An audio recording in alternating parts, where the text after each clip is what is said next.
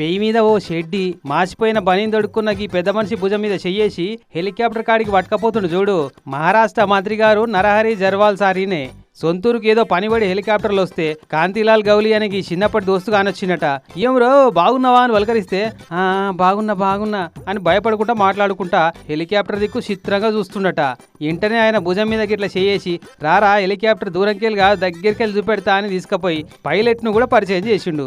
ఇక చూడు పైలట్ ను కల్పిస్తుంటే చెప్పులు ఇడిచి షేక్ హ్యాండ్ ఇచ్చిండి కాంతిలాల్. అరే చెప్పులు ఎందుకు ఇడిచినారో అవలే ఏస్కా అని ఏపిచ్చి అందరు కలిసి గ్రూప్ ఫోటోకు పోజ్ ఇచ్చిర్రు. ఇక చూడు వాళ్ళ నడమ నిలబడ్డ పెద్ద మనిషి ఎంత సంబరపడుతుండో. ఓ దిక్కు సంబరం ఇంకో దిక్కు భయం ఉన్నాడు. నమస్తే పెట్టాలనో ఏం చేయాలనో కూడా తెలుస్తలేనట్టుంది.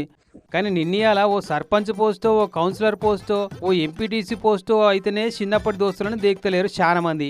రాష్ట్రానికి మంత్రి అయినా చిన్నప్పటి దోస్తులను దగ్గరికి పిలుచుకొని మాట్లాడిందంటే నిజంగా గ్రేటే అని అనుకుంటున్నారు సోషల్ మీడియాలో వైరల్ అవుతున్న ఈ వీడియో చూసిన వాళ్ళంతా.